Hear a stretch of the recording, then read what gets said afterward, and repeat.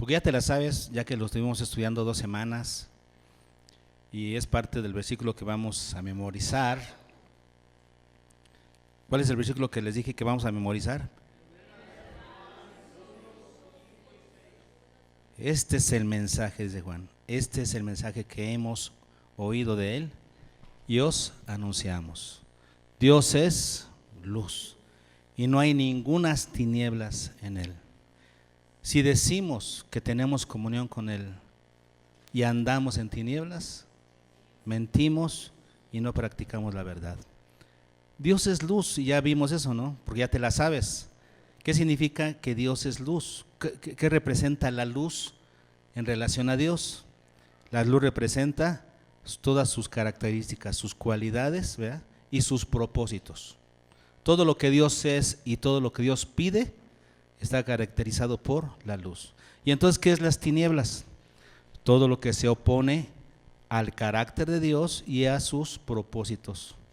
Dios es luz, eso quiere decir, Él tiene cualidades únicas, las cuales puso en su creación, porque la creación es un reflejo de Dios.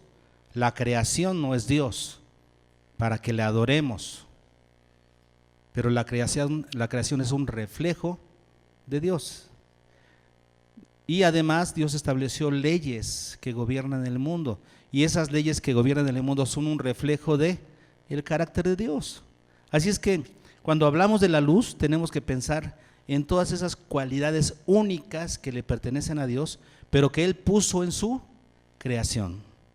Ahora, si su creación, si sus criaturas propone algo distinto a lo que Dios es o a lo que Dios pide, ¿cómo le llama Juan?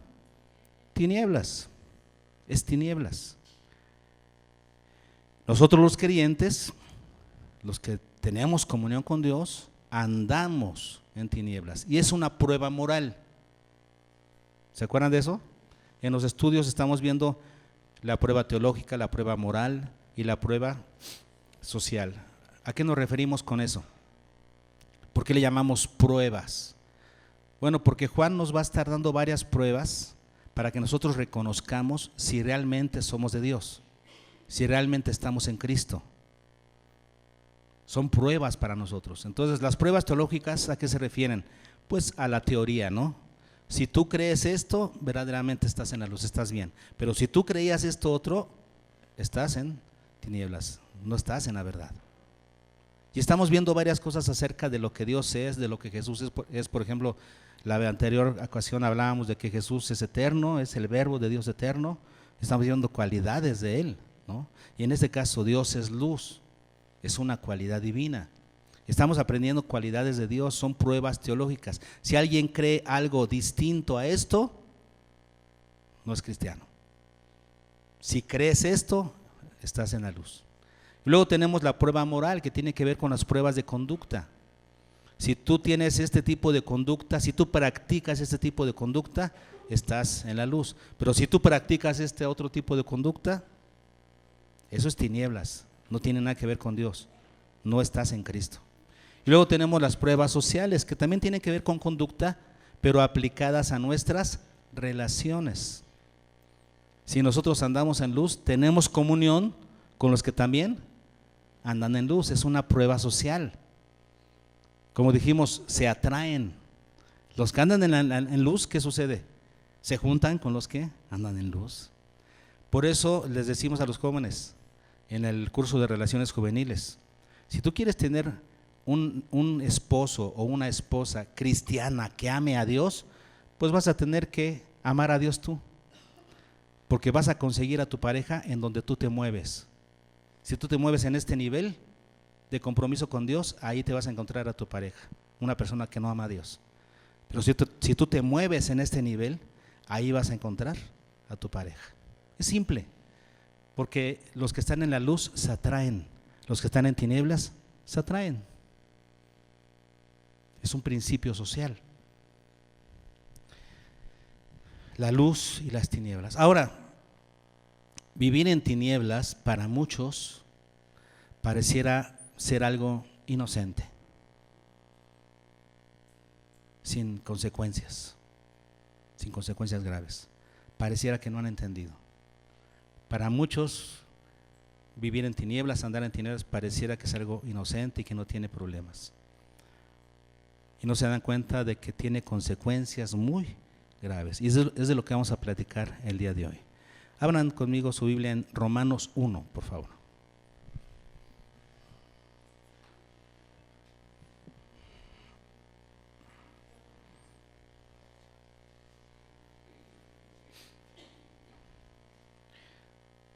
Y el versículo 18, ¿qué dice? Porque la ira de Dios se revela desde el cielo contra toda impiedad e injusticia de los hombres que detienen con injusticia la verdad. Hablemos de la ira de Dios. Aquí tenemos la ira de Dios. Un término, una frase que muchos no toman en cuenta o no quieren escuchar o tratan de interpretar de una manera diferente para suavizarla, ¿no? Pero que aquí Pablo la describe como es, la ira de Dios. Además de que ustedes no sabrán, no están para saberlo ni yo para contarlo, pero está conjugado en genitivo en el griego, lo cual implica que la ira es de Dios. O sea, no hay forma de suavizar este asunto. Hay un escrito de Calvino que seguramente escribió, pues a lo mejor mucho tiempo antes de que él comenzara a escribir otras cosas de su doctrina, no sé en qué momento lo habrá escrito, pero Calvino dijo esto en uno de sus escritos: la ira de Dios es impersonal, o sea, no es tal, no es de él, y solamente la sienten así los humanos. Es la forma en la que el humano siente la disciplina divina, como ira. Bueno, eso no es lo que dice aquí. Aquí dice que la ira es de Dios. No hay forma de decir que no es de Dios, que es algo impersonal, que no puede salir de Dios porque Dios es un ser bueno. Si Dios es bueno, entonces no puede tener ira. Entonces es que no entiendes a Dios, ¿no? No has comprendido que Dios tiene un carácter perfecto, con una combinación perfecta, equilibrada de muchos atributos. Entre ellos está la justicia. Sí, Él es amor, pero Él también es justicia, es justo. Y entonces es justo que Dios ponga su ira, ¿verdad?, en acción contra aquellos que la merecen. Martín Lutero dijo: para los que están en Cristo, Dios es amor. Para los que no están en Cristo, Dios es fuego consumidor. ¿Cierto? Tenemos que entender que Dios es un ser equilibrado y que, por supuesto, revela su ira. Sigamos adelante, dice: la ira de Dios, que es de Dios, decíamos, se revela. ¿Qué significa se revela? Se da a conocer, está siendo revelada, ahora está en tiempo presente. Eso quiere decir, no dice se reveló o se revelará, está en tiempo presente continuo. Significa, la ira de Dios se está revelando en este momento, aunque no lo veamos. A lo mejor no lo estás viendo, pero la ira de Dios en este momento está siendo manifestada. ¿Sobre quiénes? Aquí lo dice. Está siendo manifestada la ira de Dios sobre un grupo de personas, y a lo mejor no lo ves, pero así es, su ira se está manifestando en este momento. Y sigue adelante, desde el cielo, como para dar un mayor énfasis, ¿no? La ira de Dios se revela ¿desde dónde? Desde la casa de Dios, desde su trono mismo. O sea, para dar énfasis de que viene de Dios, de que Dios tiene que reaccionar contra las tinieblas, porque Él es luz. Así como Dios reacciona favorablemente para con los que están en la luz, ¿cierto? Si estás en la luz, Dios reacciona inmediatamente a favor tuyo. De la misma manera, Dios tiene que ser activo en su reacción cuando alguien está en tinieblas, cuando alguien está viviendo en las tinieblas. Debería ser una reacción natural de un Dios justo, ¿no? Así es que la ira de Dios se está revelando, tiempo presente continuo, desde el cielo. Ahora, ¿contra quién? Dice epipasán, sobre toda, sin excepción, impiedad. Sobre toda impiedad sin excepción alguna. Dios no tiene favoritismos.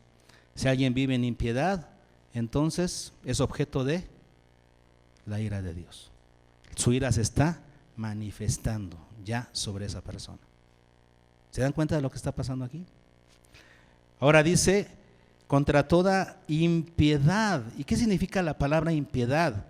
Porque es la palabra griega asebeía, que significa, hermanos, sin reverencia hacia. Aquellos que no son reverentes a Dios y que demuestran esa irreverencia, no solamente por ser irreligiosos, no, sino cuando actúan en rebelión hacia sus demandas. Esta palabra asebeía significa mostrar irreverencia a través de ser rebeldes a las demandas de esa autoridad. Podríamos decir entonces que esta palabra impiedad aquí se entiende como rebelión. Rebelión contra las demandas, contra la autoridad de Dios. ¿Contra quién revela Dios su ira? Contra los que son rebeldes hacia sus demandas. ¿Hasta aquí vamos bien?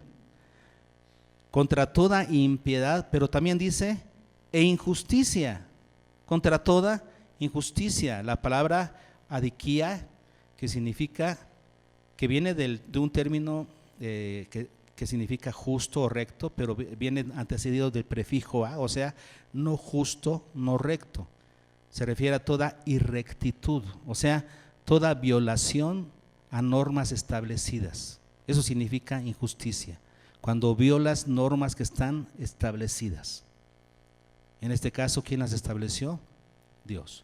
Podemos ver entonces que la ira de Dios se revela desde el cielo contra específicamente dos cosas. Una cosa tiene que ver con una actitud interna, rebelión contra Dios, es una cosa interna. Y después acciones externas, injusticias, o sea, cuando violas las normas divinas, esos ya son actos.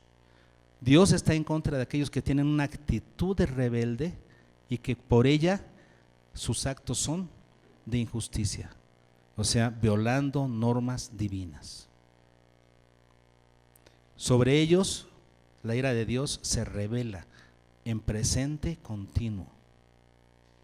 En este momento su ira se está revelando sobre ese tipo de personas que son rebeldes a Dios y desobedientes a sus normas. Y aquí dice, contra toda impiedad e injusticia de los hombres, o sea, de cualquier ser humano, porque esta palabra, la palabra antropos griega, no hace referencia a algún tipo de sexo, al sexo varonil, no.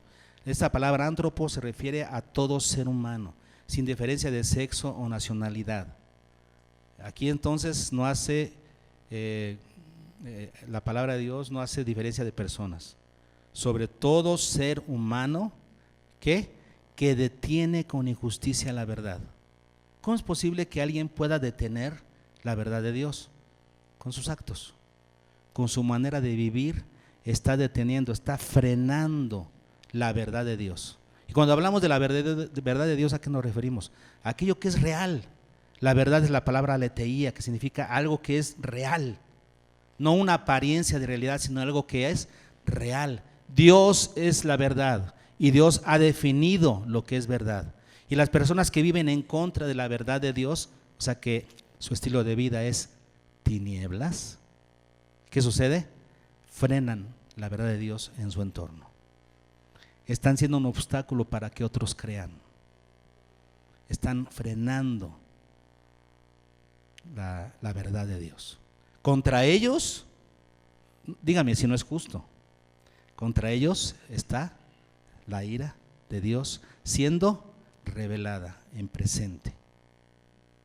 ¿Hasta aquí vamos bien? Esto es solamente la introducción, el antecedente de esta predicación, en donde vemos que la ira de Dios es algo real que es justa porque Dios es justo, y ya vemos contra quién se manifiesta.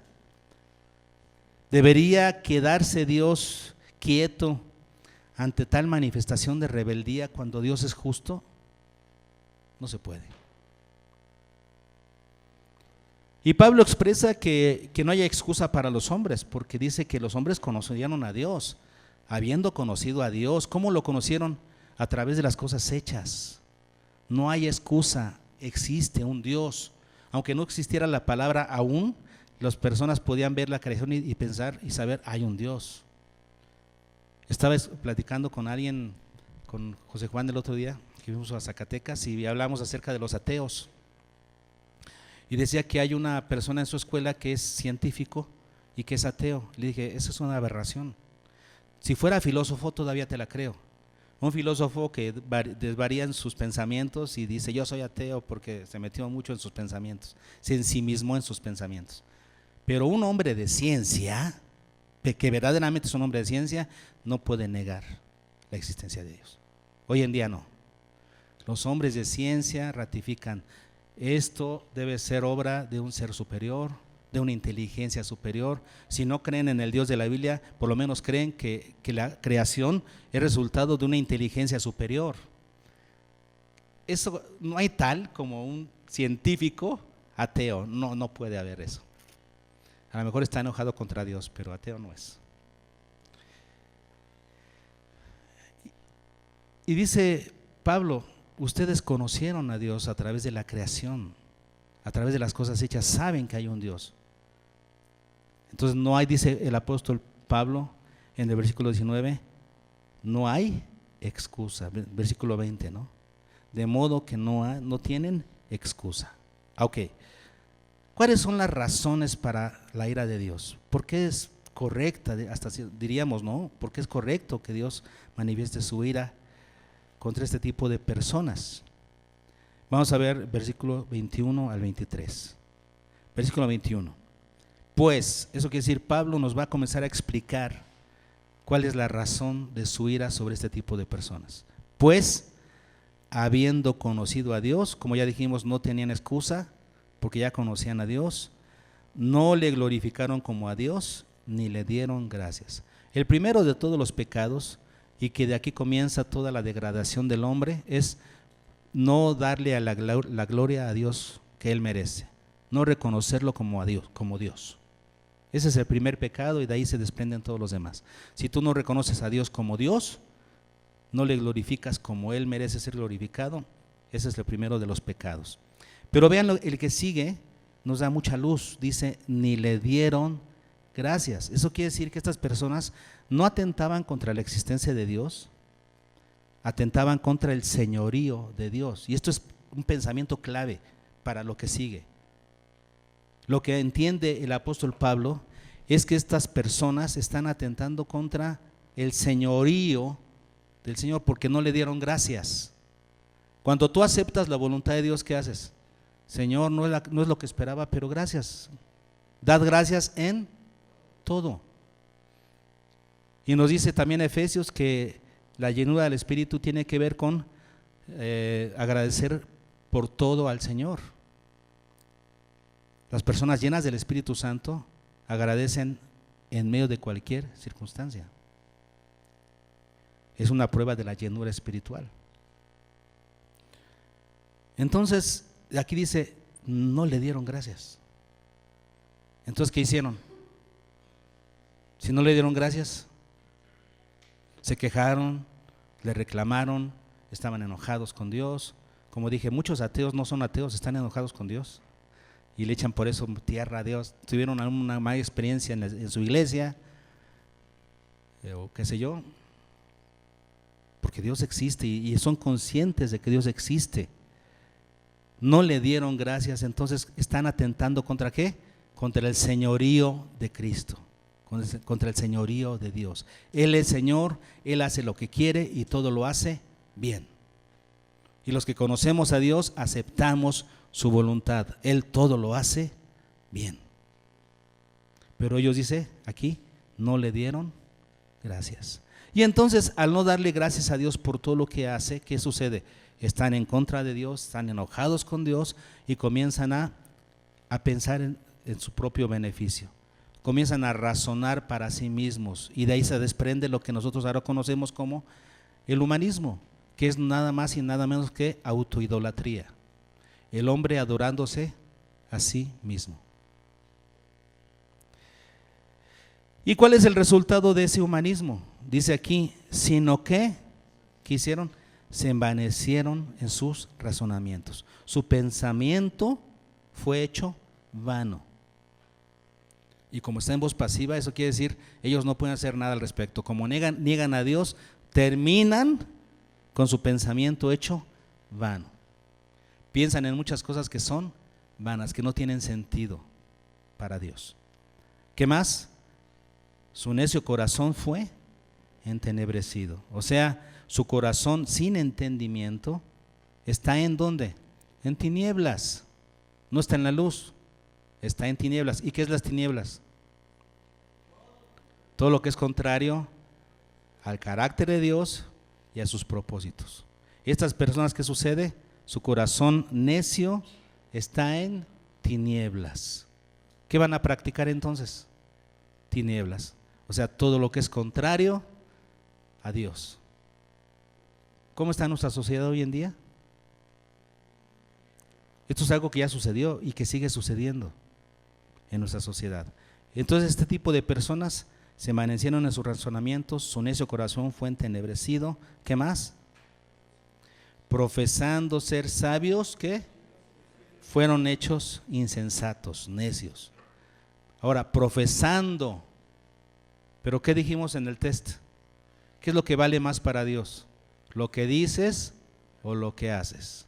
Aquí dice que ellos profesan ser sabios. Hoy en día, ¿saben qué?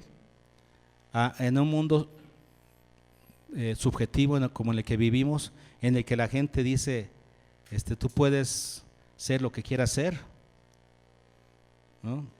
Basta solamente con que lo pienses, ¿lo qué? ¿Lo qué? Lo decretes. Bueno, más que eso es que lo creas, lo consideras así. Bueno, eso eres, sin importar que sea algo insensato. Ahora, estas personas que creen eso, a nosotros los cristianos, que somos regidos por la verdad de Dios, nos dicen que somos de la edad media, que nuestro pensamiento es retrógrada. Así nos van a criticar, nos dicen, ustedes son unos retrógradas, ustedes son unos ignorantes, porque hoy en día se cree esto y esto es lo correcto. Están profesando ser sabios, pero en realidad en sus hechos, para Dios, delante de Dios, ellos son necios, sin entendimiento. Y por último dice, cambiaron. Y aquí tenemos en este párrafo que cambiaron tres cosas. Los seres humanos cambiaron tres cosas que tienen que ver con lo que Dios había diseñado y después ellos lo cambiaron. El hombre decidió ¿qué? Cambiar las cosas. Dios dijo, así son, y ellos dijeron, no, pues vamos a cambiarlas. Y cambiaron tres cosas. Primero, versículo 23, cambiaron la gloria de Dios incorruptible. ¿Y por qué la cambiaron? Por semejanza de hombre corruptible, aves, cuadrúpedos. ¿Se dan cuenta cómo al hombre, en vez de que la evolución dicen que salimos del reptil o del pez del agua y que fuimos evolucionando hasta el chango y después el ser humano? Y aquí es al revés. De hombre, aves, cuadrúpedos, reptiles. El hombre termina siendo un reptil en sus pensamientos. Habla de la idolatría, ¿no? Cambiaron la gloria de Dios incorruptible en semejanza de hombre corruptible, idolatría. Luego, ¿qué más? Versículo 25.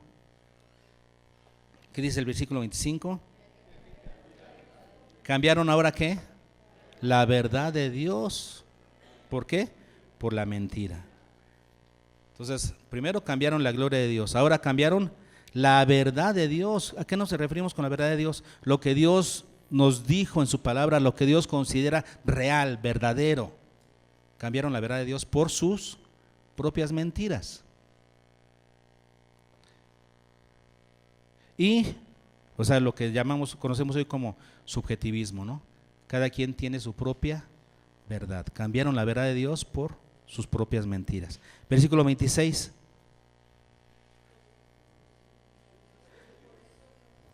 Los entregó a pasiones buenas. ¿Por qué? Pues aún sus mujeres que cambiaron, ¿ahora qué? El uso natural por el que es contra naturaleza. Cambiaron el uso natural, o sea, de acuerdo a cómo Dios estableció el orden natural de las cosas en el mundo que Él creó. Él estableció su mundo, creó el mundo, y el mundo se rige por leyes naturales que Dios estableció. Dice que cambiaron el uso natural por el que es contra naturaleza. Entonces, regido por el orden natural, el cual Dios puso ese orden en su naturaleza, ellos, que dice, viven en contra de ese orden natural. Podemos ver entonces que el hombre ha degradado 3 áreas en las que Dios debe gobernar. La primera es en la religión. Dios debería gobernar en el asunto religioso, pero no, el hombre decidió la idolatría. En la moral, Dios debería establecer la conducta de su creación. ¿Cuál debería ser la conducta correcta de sus criaturas? Pero el hombre ahora decide cuál es la conducta que quiere tener. Y en el área de la biología, Dios estableció un orden natural de las cosas. Y el hombre quiere ahora vivir de acuerdo a su propio orden, haciendo a un lado lo que es naturaleza, por naturaleza.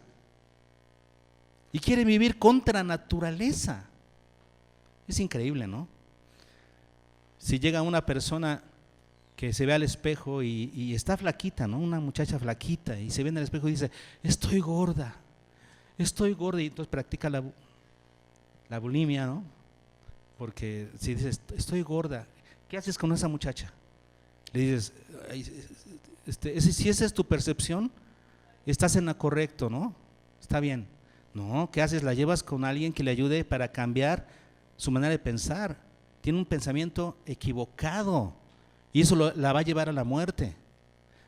Pero si llega alguien que dice, yo soy una mujer atrapada en un cuerpo de hombre. Entonces vamos a inyectarte hormonas, pues. ¿Está bien? ¿Está bien? Es contra naturaleza. Pero eso es lo que el hombre hizo. Estas son las razones del juicio de Dios. ¿Cuáles son las razones? Recuérdense, el hombre detiene con injusticia la verdad. O sea, con su comportamiento, con sus decisiones, con su conducta, el hombre está frenando la verdad de Dios en el mundo. ¿Y qué está haciendo el hombre? Se envanece en sus razonamientos, su necio corazón es entenebrecido, profesa ser sabio y es necio, y cambia la gloria de Dios, cambia la verdad de Dios y cambia el uso natural que Dios estableció en este mundo. Entonces, ¿qué tiene que hacer Dios? ¿Se queda con los brazos cruzados entonces? ¿Qué tiene que hacer Dios? Aparte del castigo eterno que está establecido en la palabra, que es el lago de fuego, el infierno, al final del tiempo, cuando todos estemos presentes delante del Señor, los muertos en Cristo resucitarán, los muertos sin Cristo también resucitarán, se presentarán delante del Señor. Unos se irán al lago de fuego, ese es el castigo de Dios. Pero aparte de eso, ¿qué está haciendo Dios hoy? La ira de Dios revelada sobre los hombres hoy. ¿A qué se refiere? Aquí lo tenemos, versículo 24. ¿Qué dice? Por lo cual también Dios, ¿qué? Los entregó. Versículo 26. Por esto Dios los entregó. Versículo 28. Y como ellos no aprobaron tener en cuenta a Dios, Dios los entregó. 3 cosas a las que Dios entregó a esta humanidad, y este es el juicio de Dios, que Dios los entregó. ¿Y qué significa los entregó? Los dejó. Más que eso, porque pareciera que los entregó es, pues ya hagan lo que quieran, pues, ¿no? Pareciera que es eso. nada más los entregó, los dejó ahí. No, esta palabra es más fuerte. Es una palabra que significa los encarceló. Algo más fuerte todavía, poniéndolos como en un molde. Por ejemplo, si tú pones una gelatina y le pones un molde de Mickey Mouse, ¿cómo va a salir la gelatina? No va a salir con cara de Pluto, ¿no? De Tribilín. No, va a salir con cara de Mickey Mouse, porque salió de un molde. ¿A qué se refiere aquí con Dios los entregó? Dios los puso un molde y no se pueden salir de ahí. Qué terrible. ¿Y cuáles son los 3 moldes a los que los entregó el Señor dentro de su ira presente? Número 1, los entregó, versículo 24 y 25, a la inmundicia en la concupiscencia de sus corazones. Bueno, cuando uno lo estudia estas palabras en el griego, te das cuenta que el orden va un poquito diferente. Dice que los entregó a la concupiscencia de su corazón, resultando en inmundicia. Primero dice, los entregó a la concupiscencia de sus corazones. ¿A qué se refiere con eso? Es la palabra concupiscencia, la palabra epitumía, que significa deseo intenso. Dios los entregó a sus propios deseos intensos. O sea, que hicieran lo que su carne, lo que sus deseos les dijeran que hicieran, sin freno. Pues eso quieres, hazlo. Eso deseas, hazlo. Y eso resulta en ¿qué? En inmundicia. ¿Y qué significa inmundicia? Todo lo que es desagradable, sucio, ceremonialmente impuro a los ojos de Dios. Inmundicia es todo lo sucio, todo lo impuro, todo lo desagradable a los ojos de Dios. Entonces, los entregó a sus propios deseos y eso resulta en una vida en inmundicia, desagradable a los ojos de Dios. Luego dice, de modo que, sigue explicándonos, ya que cambiaron la verdad por la mentira, porque dice ahí, ya que cambiaron la verdad por la mentira, entonces ¿qué sucede? Deshonraron entre sí sus propios cuerpos. Esa es la inmundicia a la que se refiere aquí, ese estilo de vida que desagrada a Dios, que para Dios es desagradable. ¿Cómo es? Deshonraron entre sí sus propios cuerpos. Ahora esa palabra entre sí nos da a entender que sería unos con otros, pero no, aquí este pasaje se refiere a en ellos mismos. Deshonraron en ellos mismos sus propios cuerpos, o sea, actuando en contra de sus mismos cuerpos, utilizando sus miembros para cosas que son deshonrosas a los ojos de Dios. A eso se refiere, utilizando sus cuerpos para cosas que deshonran a Dios. Y luego sigue diciendo, dando culto a las criaturas. ¿Qué? ¿Qué más? ¿Cuál es la palabra clave aquí? Antes que al Creador. Eso quiere decir, es más importante lo que yo siento, lo que yo quiero, lo que yo deseo, que lo que Dios pide. Dando culto a las criaturas antes que al Creador. De ahí se desprende el humanismo, el cual está en su máximo esplendor hoy en día. Porque el hombre vive de acuerdo a lo que quiere, a lo que siente, a lo que experimenta. Dios está cada vez más hecho a un lado en nuestras sociedades. Antes vivíamos en sociedades cristianas, por lo menos de nombre, o con cierta cultura cristiana, ¿no? Todavía, hoy en día cada vez menos. Cada vez menos, la cultura cristiana está desapareciendo y el cristianismo está perdiendo su influencia cada vez más. Vivimos en un mundo en donde gobierna el humanismo, lo que el hombre quiere, lo que el hombre desea. Entonces aquí tenemos la primera parte de la ira de Dios, ¿no? El primer molde, diríamos. Los entregó a los deseos de su corazón y eso resulta en una vida desagradable a los ojos de Dios. Vamos con el segundo molde. El segundo molde, versículos 26 y 27. Dios los entregó a pasiones vergonzosas. La palabra pasiones se refiere a experiencias profundas, experiencias impresionantes en la vida del que las experimenta, ¿no? Eso se refiere, pasiones, pero son vergonzosas, o sea, con ausencia de honor. Eso significa vergonzosas, con ausencia de honor, total ausencia de honor. Ese tipo de pasiones. Esta palabra pasiones no es la misma que está arriba como concupiscencia. Esta es otra palabra que se refiere a experiencias profundas que experimentan las personas. ¿Cómo qué? Experiencias profundas que son deshonrosas, que son totalmente llenas, que son totalmente ausentes de honor. ¿Qué tipo de experiencias profundas se refiere aquí el escritor? Pues sigue el contexto, ¿no? ¿Qué dice el contexto? Versículo 26.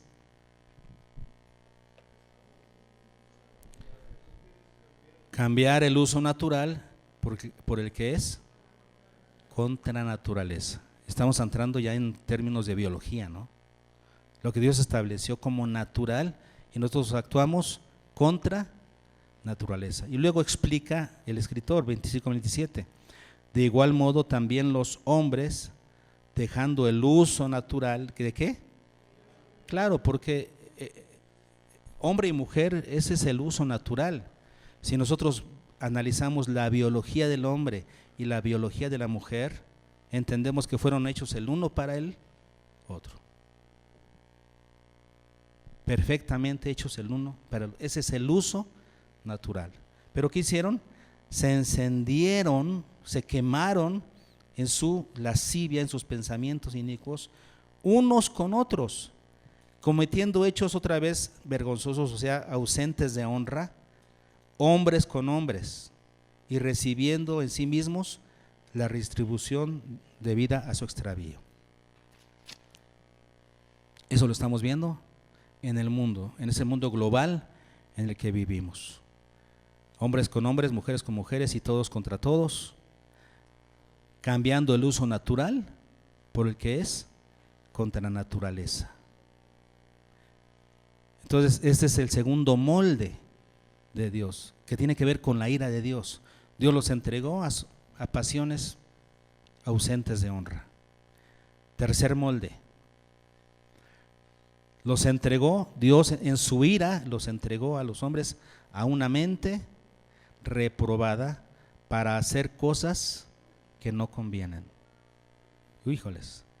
Primero, a una mente. La palabra mente aquí se refiere al asiento de la conciencia reflexiva, donde se produce la percepción, la comprensión, el juicio, la determinación de las acciones.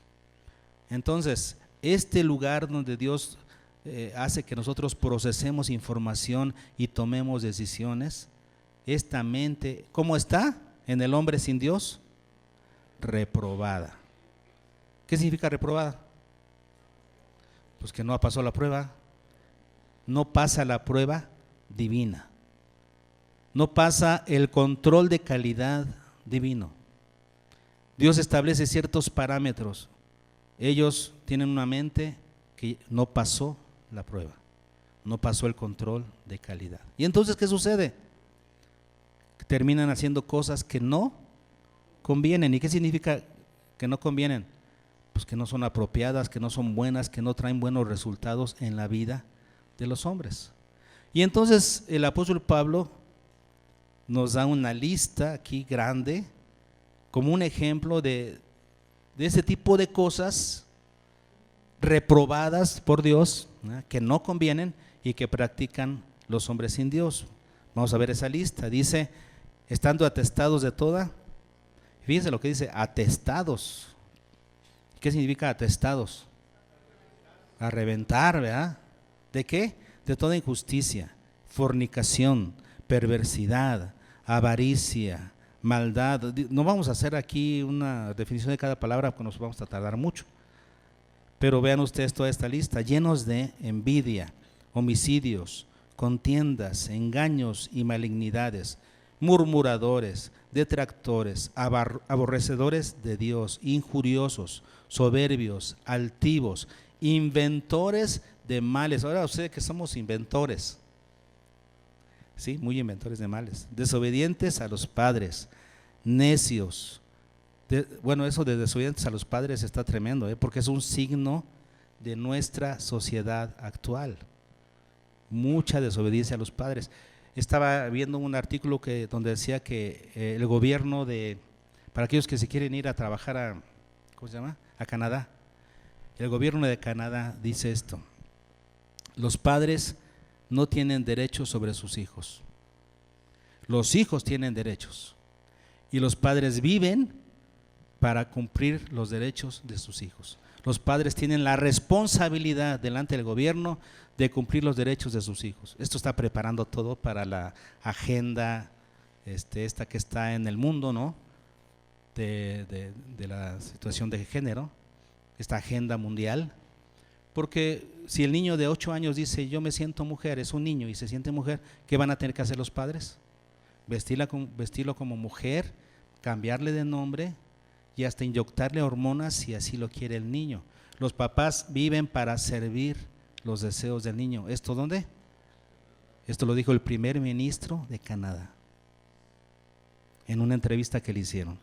O sea, desobedientes a los padres. Esta generación se va a caracterizar más que nunca por eso. Necios, desleales, sin afecto natural, implacables, sin misericordia. Y para que nosotros nos comprobemos que la humanidad está atestada de eso, que es una humanidad sin temor de Dios, como que cierra con broche de oro el versículo 32 diciendo, ¿quiénes son? Cuando se refiere ¿a quién se refiere con quiénes? Pues todos los que practican estas cosas. Ellos, habiendo entendido, hermanos, no hay excusa, porque estas personas, habiendo entendido, o sea, ellos entienden perfectamente, perciben completamente, conocen perfectamente, ¿qué? El juicio de Dios. Ellos han entendido el juicio de Dios, o sea, el veredicto de Dios, que los que practican tales cosas son dignos de muerte, o sea, les queda claro. Estas personas de esta lista que practican estas cosas no tienen excusa. Ellos saben perfectamente, han entendido, perciben completamente que el juicio de Dios contra los que practican estilo de vida, los que practican esas cosas son dignos, merecedores por sus actos de muerte. ¿Qué sucede? No solo las hacen, sino que también se complacen con los que las practican. Esa palabra se complacen se refiere a aprobar, a sentir. Entonces, aprueban a los que las hacen. Los aprueban. Está bien. Es increíble cómo hay ahora denominaciones en donde aceptan pastores homosexuales dentro de su agrupación. Esa es una aberración. Se complacen con los que las practican. Vivimos, hermanos, en una sociedad así, en tinieblas, que va en contra de Dios y lo que Él estableció. Pero si nosotros somos luz, si estamos en la luz, debemos identificar ese estilo de vida, debemos aborrecerlo, denunciarlo y ayudar a salir al mayor número que podamos a través de predicarles el evangelio, para que Dios pueda salvarlos. Solamente Dios nos puede salvar en toda la extensión de la palabra, en todas las formas posibles en las que un ser humano puede ser salvado. Salvarnos de el fuego eterno, del lago de fuego, pero también salvarnos de las tinieblas, o sea, de un estilo de vida de tinieblas. Dios lo puede hacer. Nosotros hemos sido rescatados de eso. Y ahora nosotros, nuestro deber, ¿cuál es? Vivir en la luz, vivir en la luz, viviendo cada día en el poder del amor del Señor, haciendo su voluntad, porque nosotros no estamos en tinieblas. Y si alguno está practicando las tinieblas, no está en Cristo. Arrepiéntese, busque al Señor, venga al Señor, para que entonces pueda ser trasladado de las tinieblas a la luz. Los que están en Cristo no practican, no tienen un estilo de vida de tinieblas. Si tu estilo de vida es de luz, entonces predica el evangelio a los que no lo tienen. Si tu estilo de vida es tinieblas, arrepiéntete.